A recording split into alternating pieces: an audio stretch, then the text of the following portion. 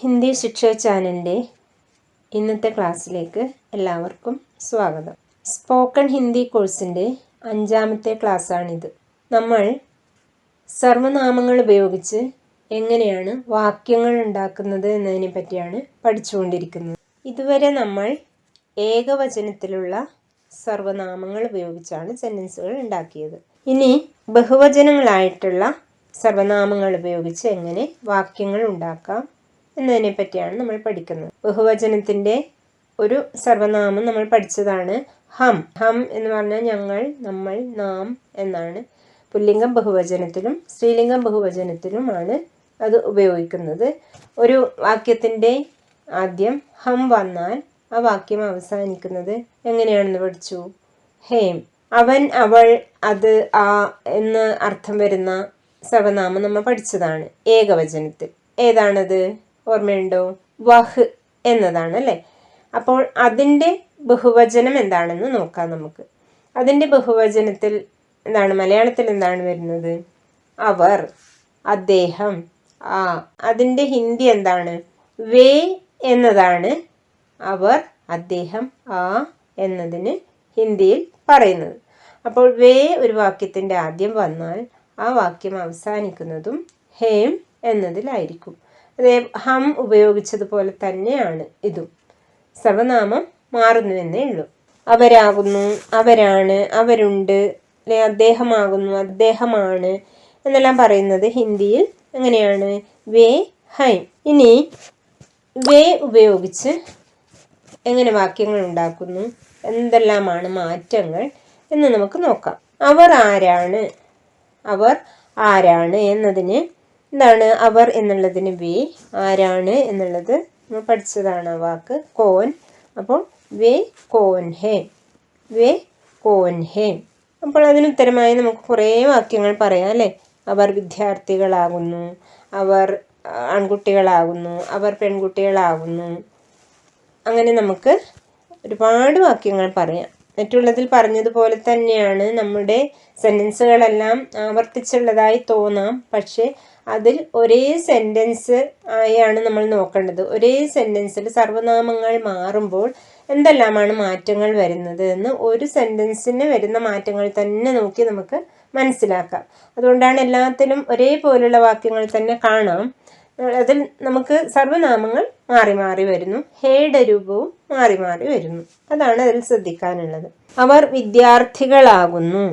നമ്മൾ ഒരാൾ വിദ്യാർത്ഥി എന്നാണെങ്കിലോ ഏകവചനത്തിൽ വിദ്യാർത്ഥി എന്ന് പറയുമ്പോൾ നമ്മൾ എങ്ങനെയാണ് പറഞ്ഞത്? വഹ് വിദ്യാർത്ഥി ഹേ. ഇനിയിപ്പോൾ അതിൻ്റെ ബഹുവചനമാണ് നമ്മൾ ഉപയോഗിക്കുന്നത്. അപ്പോൾ എങ്ങനെയായി വരും? അവർ വിദ്യാർത്ഥികളാകുന്നു. അതിൻ്റെ ബഹുവചനമാണ്. അപ്പോൾ വേ.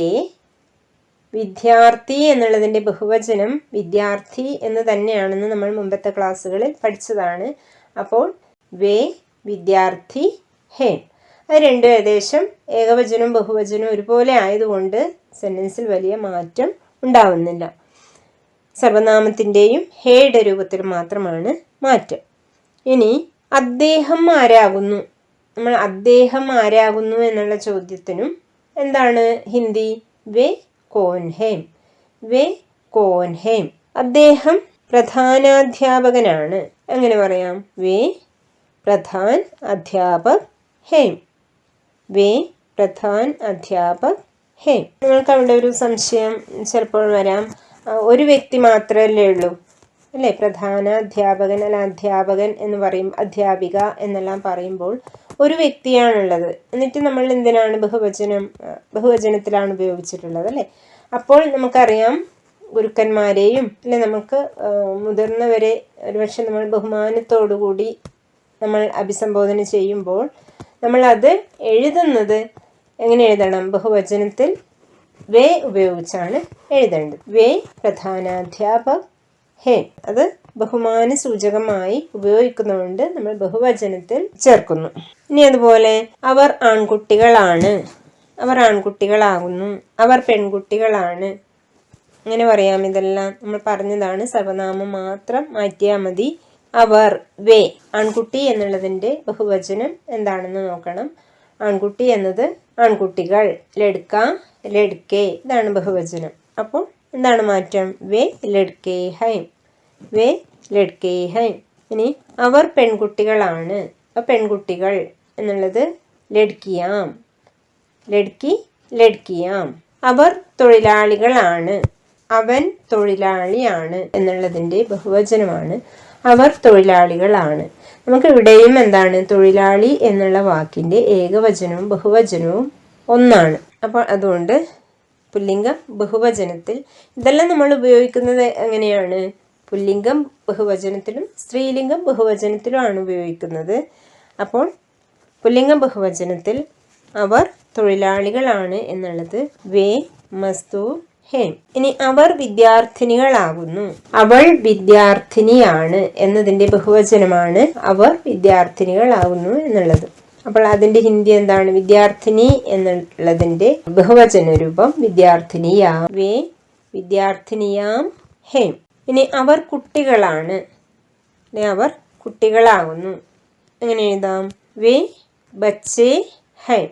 അത് പെൺകുട്ടികളാണെങ്കിൽ വേ ബച്ചി ഹൈം എന്നെഴുതാം. അവൻ കുട്ടിയാണ് എന്നുള്ളതിൻ്റെ ബഹുവചനമാണ് അവർ കുട്ടികളാകുന്നു എന്നുള്ളത്. വഹ് ബച്ചാ ഹേ എന്നുള്ളതിൻ്റെ ബഹുവചനമാണ് വേ ബച്ചേ ഹൈ. അവ എന്താണ്? അടുത്തത് അവ എന്താണ് എന്ന് നമ്മൾ ചോദ്യം ചോദിക്കാൻ ഉപയോഗിക്കുന്നത് എന്ത് എന്നുള്ളതിന് ക്യാ എന്നാണ് അല്ലേ. അപ്പോൾ അവ എന്താണ് എന്നെങ്ങനെ പറയാം? വേ ക്യാ ഹേം. വേ ഉപയോഗിക്കുമ്പോൾ അവസാനം ഹേം വരുന്നു. അപ്പോൾ അതിനുത്തരമായി നമുക്ക് കുറേ പറയാം അല്ലേ. അവ നക്ഷത്രങ്ങളാണ്. നക്ഷത്രം നക്ഷത്രങ്ങൾ. അപ്പോൾ നക്ഷത്രം എന്നുള്ള വാക്കിൻ്റെ ഹിന്ദി എന്താണ്? താര. അപ്പം അതിൻ്റെ ബഹുവചന രൂപം എന്താണ്? താരേ. അപ്പം എങ്ങനെ എഴുതാം? വേ താരേ ഹേം. അടുത്തത് അവർ ആരെല്ലാമാണ്. ആരെല്ലാമാണ് എന്നാണ്. ആരെല്ലാം കുറേ പേരുണ്ട്, കുറേ പേരുണ്ടാവുമല്ലോ. ബഹുവചനം എന്ന് പറയുമ്പോൾ ബഹുവചനത്തിൽ ഉപയോഗിക്കുമ്പോൾ കുറേ പേരുണ്ടെന്ന് നമുക്കറിയാം. അപ്പോൾ ആരെല്ലാമാണ് എന്ന് ചോദിക്കുന്നത് കോൻ കോൻ ഹേ. 2 പ്രാവശ്യം കോൻ എന്നുണ്ട്. അതിൻ്റെ ഇടയിൽ ഒരു ഹൈഫൺ ഉണ്ട്, ഒരു ചെറിയൊരു വര വരയ്ക്കുക. വേ കോൻ കോൻ ഹേ എന്നാണ് പറയേണ്ടത്. അവർ രമയും മായയുമാകുന്നു. അവർ രമയും മായയുമാകുന്നു.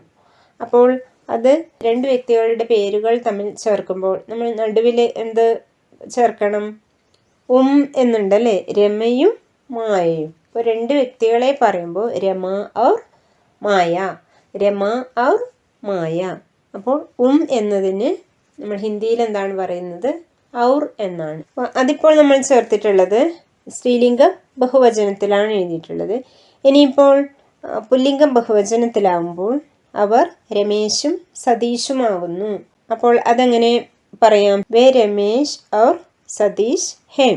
ഇനി നമുക്ക് എന്തെങ്കിലും വസ്തുക്കളെ പറയുന്നതാണെങ്കിലോ എന്തെല്ലാമാണ് എന്ന് പറയും അല്ലേ. ആരെല്ലാമാണ് എന്നല്ല, എന്തെല്ലാമാണ് എന്ന് പറയും. കുറേ വസ്തുക്കളുണ്ട് എന്ന് വിചാരിക്കുക. അപ്പോൾ എന്താണ് ചോദിക്കുന്നത്? അവ എന്തെല്ലാമാണ്. അതിന്റെ ഹിന്ദി എന്താണ്? വേ ക്യാ ക്യാ ഹേ.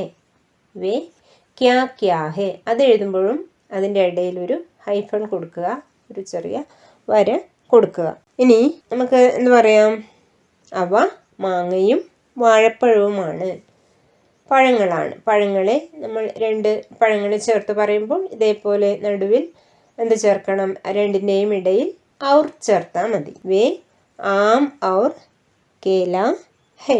ഇനി അവ എന്താകുന്നു. അവ എന്താകുന്നു. എന്തെല്ലാം ആകുന്നു എന്ന് നമ്മൾ പറഞ്ഞു നേരത്തെ. എന്തെല്ലാം എന്നുള്ളതിന് ക്യാ ക്യാ പറഞ്ഞു. ഇനി എന്താകുന്നു എന്നേ ഉള്ളൂ. എന്താണ് അതിൻ്റെ ഹിന്ദി? വേ ക്യാ ഹേം. അവ പശുക്കളാകുന്നു. പശുവിൻ്റെ ഹിന്ദി എന്താണ്? ഗായ് എന്നാണ്. ഗായ്. ഗായ് എന്നത് സ്ത്രീലിംഗ ശബ്ദമാണ്. സ്ത്രീലിംഗം ഏകവചനത്തിൽ ഗായ് എന്നും.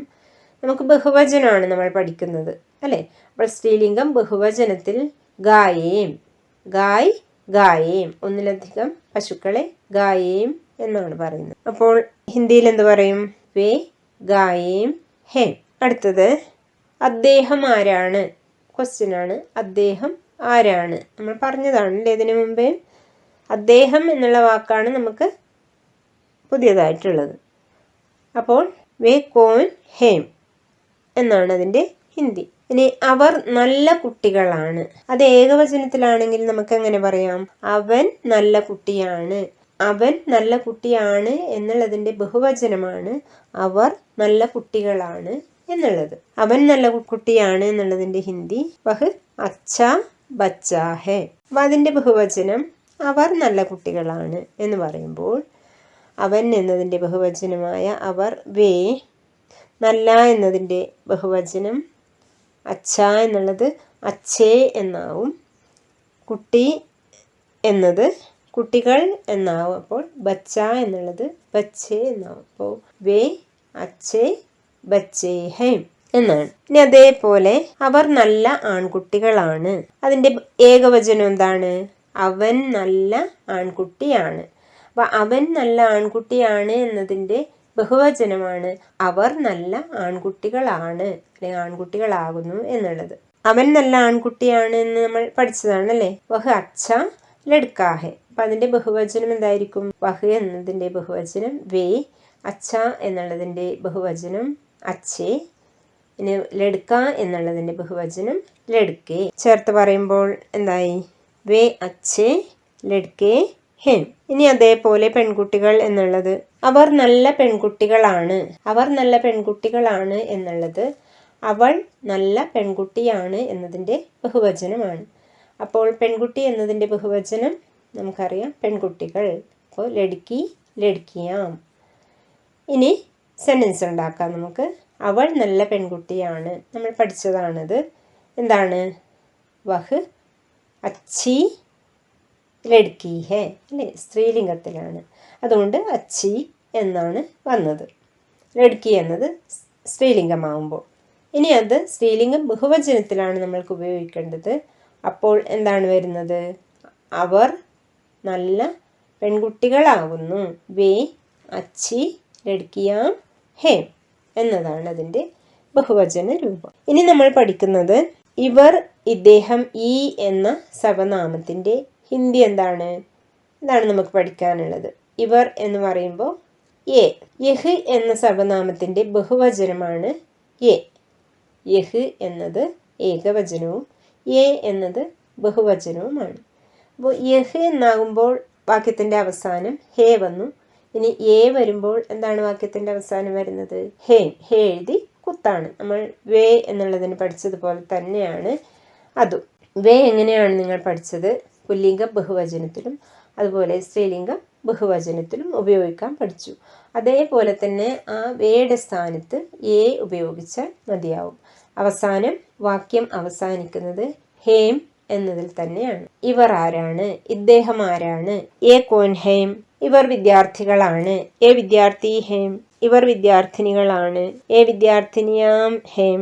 ഇവർ ആരെല്ലാമാണ്? ഏ കോൻ കോൻ ഹേം. ഇതുപോലെ തന്നെയാണ് വാക്യങ്ങൾ മാറുന്നത്. അതുപോലെ രണ്ട് വ്യക്തികളെ പറയുമ്പോൾ ഇവർ സീതയും ലീലയുമാകുന്നു എന്നുള്ളതിന് എങ്ങനെ പറയാം?